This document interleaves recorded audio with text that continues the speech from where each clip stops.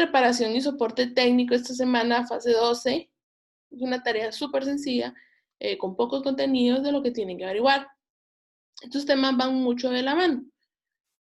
Investigar qué es una imagen ISO, qué son los drivers y qué es VirtualBox. Pero como la semana pasada no tuvimos clase en sí, vamos a retomar un poquito de los temas que dejamos pendientes de la fase 11. Y es sobre la clasificación de los software y cómo se clasifica cada uno o cómo se divide. Para empezar, vamos a definir qué es un software. Un software es un conjunto de programas o sistemas de cómputo, procedimientos, reglas, documentación o datos que forman parte de las operaciones del sistema de computación. Repito, un software es un conjunto de programas que forman parte del equipo de cómputo y que asociados con el hardware van de la mano. Va más allá de solo saber de qué son programas, o que se trabaja a través de un código fuente, códigos binarios, o también su documentación. Los datos a procesar e incluso la formación de usuario forman parte de este software. Es decir, todos los software, cuando hablamos de software, hablamos de lo no tangible de la computadora, o sea, lo no físico. Yo así fue como me aprendí esto cuando estaba empezando. Hablamos de hardware, todo lo físico, lo que podemos tocar, mouse, teclado, CPU, monitor, bocinas, entre otros. Y el software, todo lo que no podemos tocar, los programas y sistemas que nos ayudan a que nuestra computadora se lleve o ejecute bien todo su funcionamiento. Hay 3 categorías esenciales cuando hablamos de software y uno de ellos es el software del sistema. Denominado también software base, que consiste en un software para controlar e interactuar con el sistema operativo, proporcionando un control sobre el hardware, dando reportes a otros programas. Estos programas realizan diversas tareas como la transferencia de la memoria RAM, dispositivos de almacenamiento, otras utilidades que van a manejar el sistema. Hay diferentes tipos de software en esta categoría. Para empezar están los cargadores de programas, o sea, los sistemas operativos, que forman parte considerable de este software del sistema, ya que sin sistema operativo nuestro equipo no tiene mayor uso. Los controladores de dispositivos, los drivers, herramientas de programación, compiladores, ensambladores, enlazadores, programas utilitarios, un entorno de escritorio, la interfaz gráfica, otras herramientas que nos pueden servir para esto. También hablamos de la BIOS, que es también un software de sistema importante para poder manejar estas clasificaciones. El software de aplicación. Prácticamente es aquel que nos ayuda a realizar una tarea determinada, que existen varias categorías de este software, pero aplicación porque hay muchos programas. Entre los software de aplicación, podemos resaltar todas las aplicaciones que a nosotros nos sirven para realizar ciertas actividades y para resolver ciertas tareas. WhatsApp, ¿qué otras aplicaciones podemos encontrar? Bloc de notas, todas esas herramientas que forman parte de nuestro sistema para cumplir estas consideraciones, ¿verdad? Aparte, hablamos también del software de desarrollo o software de programación, que son 2 factores que se le llaman a esto. Cuando hablamos de software de aplicación o software de desarrollo, software de programación, hay varias diferentes maneras o alternativas a estos lenguajes que se pueden desarrollar de manera informática. A esto le hablamos a los editores de texto, compiladores, enlazadores, o esto es lo más importante cuando hablamos en el sentido de la programación, los desarrollos integrados de IDE. No sé si se acuerdan de eso que lo vimos en laboratorio con la programación orientada a objetos, el IDE que va de la mano con diferentes lenguajes de programación de alto nivel que hacen que estos enlazadores funcionen. Si se dan cuenta, programación, software y todo eso va mucho de la mano porque trabaja con base de la creación de estas aplicaciones. El software de desarrollo se conoce por IDE y se utiliza para hacer programas en diferentes lenguajes. C Sharp, Java, Python, NetBeans, entre otros. O sea que nuestro software de desarrollo o nuestro software de aplicación, hablamos de todos los programas de programación que nos sirven a nosotros para crear aplicaciones y de estas aplicaciones desarrollándolo para que el usuario lo pueda utilizar y de esta manera incorporarlo a la utilización de los software o del sistema operativo. El software de desarrollo se le llama porque se usan varias aplicaciones, entre estos el web, HTML, Dreamweaver, Publisher, entre otros. Para crear esos programas tenemos muchos más dependiendo de un lenguaje de programación a trabajar. O sea que todas las aplicaciones o programas que nosotros vamos a utilizar dependen exclusivamente de este tipo de software, que es la base prácticamente para que nosotros lo utilicemos. Ahora bien, hablamos de qué es una imagen ISO, ya lo que refiere a esta semana en la fase 12. Cuando hablamos de imagen ISO, hablamos de que se trata de un formato exclusivamente para hacer copias exactas de un contenido que nosotros tengamos, ya sea un CD, DVD, una USB, entre otras. De estas herramientas se suelen utilizar sobre todo para hacer copias de seguridad de unidades ópticas o difundir sistemas operativos. Ojo acá, este tipo de formato se utiliza para hacer copias exactas. No es como vamos a copiar y pegar, sino que vas a la copia de nuestro programa o de nuestro sistema. Ahora bien, de nuestro software también, lo que crea es una copia exacta de este programa para que nosotros lo podamos reproducir en otros sistemas operativos. Es un tipo de archivo que se utiliza para almacenar una copia del sistema de los ficheros en una unidad óptica. Regularmente antes se utilizaba por medio de CD y habría que quemar esas imágenes ISO en un CD y que luego el CD se rayaba, que la imagen ISO ya no la leía y que pesaba mucho, que mejor en un DVD.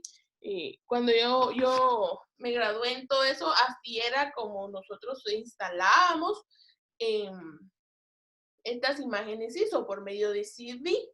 Pero ahora es un poco más complicado porque si se dan cuenta, varias computadoras, cuando hablamos de laptop, no traen la unidad de CD para leerlo. Entonces, ¿qué hacemos si no tenemos una unidad para leer un CD o un DVD? ¿Cómo vamos a instalar nuestra imagen ISO? Ahora se trabaja por medio de USB, igual. Se guarda en la USB y ya la USB funciona como un CD. O bien, si se tiene el caso o la oportunidad de descargar estas imágenes directas en la computadora, ya se quema directamente desde la compu o a la computadora que vayamos a formatear en este caso, instalarle un nuevo sistema operativo o un programa en específico. Ya directamente se instala en esta computadora. Pero aquí hay que tener en cuenta varias opciones. Cuando nosotros, estas imágenes ISO regularmente se utilizan cuando hablamos de sistemas operativos, que se formateó, que no sirve, que le vamos a quemar y que chalala. Entonces, ¿qué es lo que pasa? Muchas veces a nosotros nos llega una computadora en mal estado, que la pantalla está negra, que se le fue el sistema operativo, que se queda trabada en la BIOS. Entonces, a nosotros, ¿cómo le hacemos para poder instalar la imagen ISO si no tenemos acceso a la computadora para poder instalar desde ahí? Y ahí donde va la necesidad de que nuestra imagen ISO siempre la tengamos en una unidad óptica para poderlo instalar en nuestro dispositivo. Si nuestra computadora tiene una unidad para lectura de CD-DVD, excelente, porque muchas veces es mejor así. Y si no, como les mencioné, se hace a través de una USB. Este es uno de los formatos más utilizados, como les decía, para distribuir copias de sistemas operativos, como Windows, Linux, Ubuntu, ya que al descargarlo sería como que si descargara un disco original que se pudiera distribuir. Para el sistema de Mac es un poquito más complicado, ya que saben que Mac pone bastantes como que permisos y para instalar y todo eso. En lo personal les puedo decir que yo no he instalado ningún sistema operativo en Mac o he tenido la opción de manejar la imagen ISO de una MacOS por lo mismo, porque ya Mac es un poquito ya más complicado con todos las propiedades y todo eso que pone para poder instalar. No es como un Windows que se monta la imagen y prácticamente Windows se encarga de todo eso. Solamente teniendo la licencia nosotros lo podemos instalar. O bien, si no tenemos la licencia, que sea nuestro sistema operativo chafita, muchas veces ahí trae la licencia y nosotros lo podemos instalar sin ningún inconveniente. Y Linux es igual. La ventaja de Linux, como les mencioné en la clase pasada, la diferencia entre Windows, Mac y Linux, cuando hablamos de los sistemas operativos. Linux, nosotros lo podemos descargar, la imagen ISO nosotros la podemos descargar desde su página web, ya que trabaja a base del software libre. No sé si se recuerdan cuando les mencioné sobre el software libre. Entonces, el Linux nosotros lo podemos descargar desde la página oficial y la quemamos nosotros mismos utilizando un programa para hacerlo. Windows hay que pagar por él. Esta es un poco la complicación que tiene Windows, ya que tenemos que pagar por él. Por año se paga o el sistema es muy caro, pero no sé cómo decirlo acá porque si es ventaja o desventaja, Windows es fácil de craquearlo. Varias personas venden ya programas ya craqueados que ustedes los pueden tener gratis, pero siempre está el pero, corriendo el riesgo de que ese sistema en cualquier operativo se caiga y pierda todos sus componentes que tiene en su computadora. ¿Cómo se identifica una imagen ISO? Se utiliza la extensión .iso, igual como documentos de Word, .doc, imágenes, .jpg, .png, .gif. La ISO se identifica con el .iso y se tiene alcance muchos tipos de programas para hacer copias en estas unidades ópticas. Ahora bien, cuando hablamos de driver, el sistema operativo, la imagen ISO y todo eso va mucho de la mano con los drivers y los software. Cuando hablamos de un driver o un controlador de dispositivo para equipos del sistema operativo Windows, esto principalmente lo utiliza Windows, es un programa cuya finalidad es relacionar el sistema operativo con los dispositivos del hardware. ¿Qué es lo que es esto?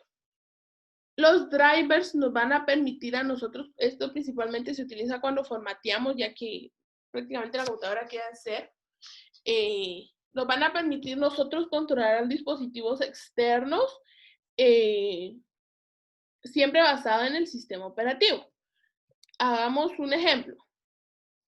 La tarjeta gráfica, tarjeta de sonido, módem, tarjeta de TV, Wi-Fi, lector, periféricos, entre la impresora, escáner, bocinas de nuestro equipo.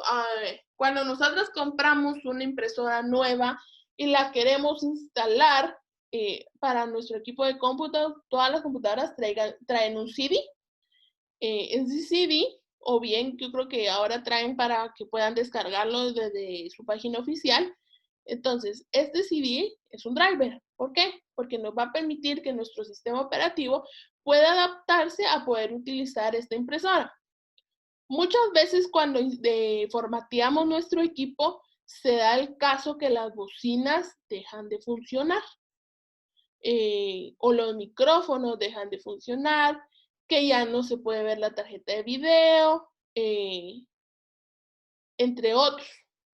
Para estos son drivers, solo que para cuando nosotros buscamos un driver, tenemos que buscar un driver específico para el dispositivo que nosotros queramos hacer. Póngale en el caso de una impresora.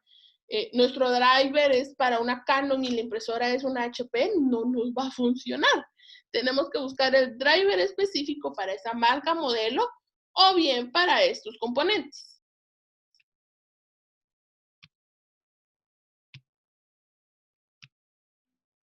Bueno, ahora vamos con VirtualBox.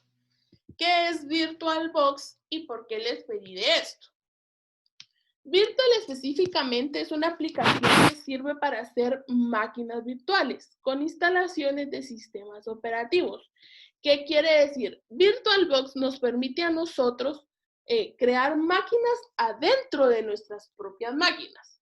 Vamos de cuenta que mi computadora es un Windows y yo quiero tener Linux, pero no quiero formatear mi equipo y volver a meter el sistema operativo. Entonces vengo, descargo VirtualBox, creo mi máquina virtual y ahí instalo mi imagen ISO para poder tener una computadora con Linux. O sea que Virtual nos da la oportunidad de tener varios sistemas operativos en nuestra propia computadora. Podemos instalar Android en Virtual, entre otros. La verdad que Virtual es una herramienta muy completa cuando nosotros empezamos en este mundo de instalar sistemas, de instalar aplicaciones, y nos da aquel miedito de decir, ay, pero si lo instalo, se me puede arruinar la computadora, ¿y qué voy a hacer? Me va a salir más caro. Entonces, Virtual es una buena herramienta para esto. ¿Qué quiere decir? Que si, como les mencionaba, que si tiene un ordenador Windows, Linux o incluso MacOS, puede crear una máquina virtual con otro sistema operativo para utilizarlo dentro de la que estés usando, lo que les mencioné con anterioridad. Esto puede llegar a ser útil en algunos casos, como les dije, que si se quiere hacer una configuración o instalar alguna aplicación peligrosa que nosotros sepamos que nuestro equipo no la aguanta, podría ser una buena opción para probar estos programas, ¿verdad? Y se puede hacer desde el ámbito controlado de una máquina virtual. No sé si tienen duda acá.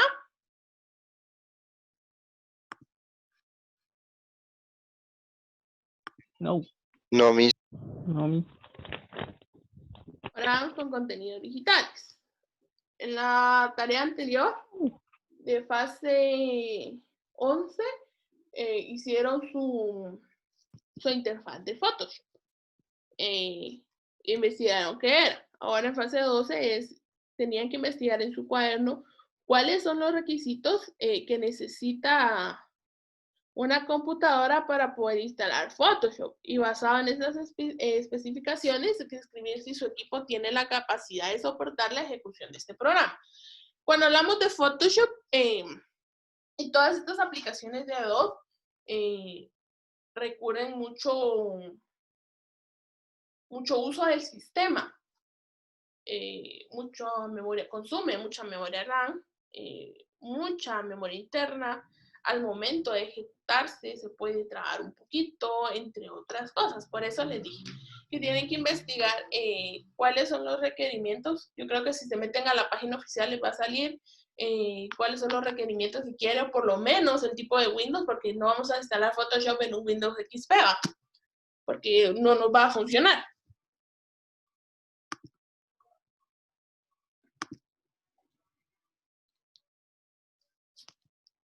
Photoshop pertenece a la suite de Adobe, y Adobe es un servicio que ofrece una colección completa de aplicaciones y software específicamente entre diseño gráfico y web, edición de audio, como de videos y servicios en la nube.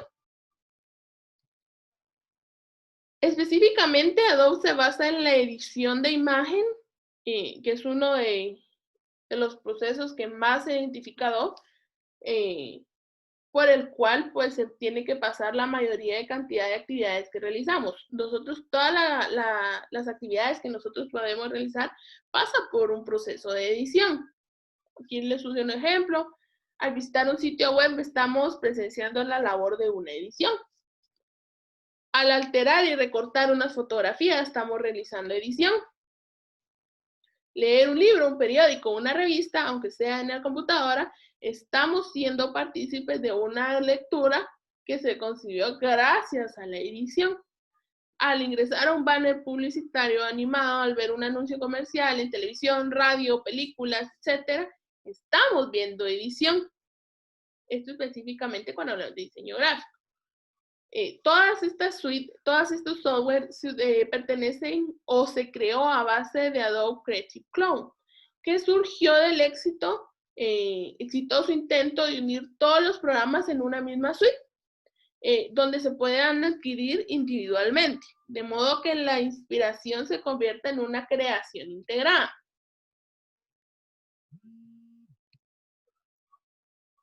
Cuando hablamos de Adobe, como les decía, prácticamente esto se utiliza en diseño gráfico y todas estas herramientas que vamos a utilizar. Es un kit súper completo de herramientas destinadas al manejo de imagen, fotografía, vectores, diagramación, sonido, audio, video, entre otras cosas, porque todo esto compone diseño gráfico. Para empezar, hablamos de Photoshop, creado en 1990, y que hasta el día de hoy Photoshop ha sido la solución de Adobe más popular y completa con lo que respecta a la imagen y edición. ¿Qué es lo que permite Photoshop? Retocar los niveles, curvas, saturación de color, fotografías, imagen en general, y también se pueden aplicar filtros, textos, montajes, clonar elementos, entre otras opciones. ¿Cómo se maneja esto? Literalmente es un manejo básico y es un programa muy intuitivo y que al aprender a usarlo como un profesional ya con más detalles requiere un poco de tiempo y de práctica, sobre todo mucha práctica. Cuando referimos a estos programas de diseño de práctica, edición de fotos, recorte, montajes, todo esto es práctica, no va a salir su primera edición super pro a la primera o segunda vez. Todo esto es de práctica. Una de las características fundamentales y que identifican a Photoshop es que soporta varios tipos de archivos en imágenes. Podemos mencionar JPG, PNG, GIF, entre otros. Principalmente, a mí cuando yo trabajo en Photoshop o en Illustrator, que después lo vamos a ver, a mí me gusta trabajar en PNG. ¿Se recuerdan cuando vimos todo esto de los píxeles y todo eso que les recomendé que cuando ustedes vayan a trabajar una imagen o la quieran descargar, descárguenla en PNG? La saturación y la nitidez se ve mucho mejor. Es un conjunto de múltiples capas donde se puede modificar, transformar y distorsionar las imágenes, permite el tratamiento intensivo de fotos para controlar y retocar el mismo color. Dispone de varias herramientas mejoradas de corrección, tiene un grupo de filtros de enfoque que permite añadir efectos borrosos, detección de tonos de piel. Como les digo, Photoshop podemos editar de todo, todo. Inclusive si no lo tenemos lo podemos agregar a la foto, pero siempre utilizando la práctica. Como les digo, esto es de práctica. Ahora bien, otro que se utiliza es Illustrator. Para mí, este es mi favorito, que es un programa de edición vectorial por excelencia. Es una herramienta ideal para la creación de logotipos, gráficos, cuya característica sea precisamente el vector. Yo sé que aquí tengo alumnos muy pilas y muy capaces, que son muy pilas para dibujar, hacen dibujos muy lindos. Pero ¿qué pasa? Que nosotros lo queremos pasar a lo digital. Hacemos nuestro dibujito a mano, tomamos una foto, la subimos a Illustrator y con los vectores, por eso dice que es una edición vectorial, con los vectores nosotros vamos pasando toda la línea de dibujo, buscando colores, textos, hasta formar nuestro propio dibujo. Esta es una de las ventajas de Illustrator, que es más para nuestra creatividad y poder plasmar ahí, diseñar diseños propios, ¿verdad? Tiene la posibilidad de trabajarse de la mano con Photoshop. Estos dos van muy de la mano, son los que más se utilizan para lograr óptimos resultados, dependiendo de la necesidad de creación que se tenga. Otro es InDesign, que brinda las soluciones para el diseño de revistas, libros y periódicos. En lo personal les puedo decir que yo no he trabajado en este, sin embargo, es uno de los más importantes para cuando hablamos de diseño gráfico. Photoshop y Lightroom es un programa destinado a la fotografía, la herramienta seleccionada para profesionales, aficionados al tratamiento de imágenes, postproducción. Este ya es un poquito más complejo para poderlo utilizar. Ahora bien, yo les coloqué acá otras herramientas para editar fotos si no se tiene acceso a descargar, porque como sabemos, Adobe es un software, una suite que hay que pagar por ella. Y les coloqué unas en estas, que es de GIMP, Pixmator, Photoscape, Paint.net, Canva, ya hemos trabajado en Canva, y PicMonkey. Son herramientas que las pueden encontrar online y pueden tratar ahí para empezar un poco de la edición de contenido, edición de fotos, entre otras cosas. Yo tengo Adobe, chafita, lo voy a subir a Drive y les voy a compartir el enlace en Drive para que ustedes puedan instalarlo en su computadora y probar si es apto para sus equipos. Pero me escriben por WhatsApp para podérselos enviar, porque últimamente se me olvida mucho las cosas. No sé si tienen duda de acá.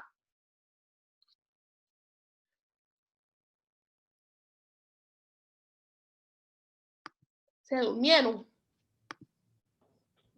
Todo bien. Ahora quiero que enciendan sus cámaras, quiero verlos.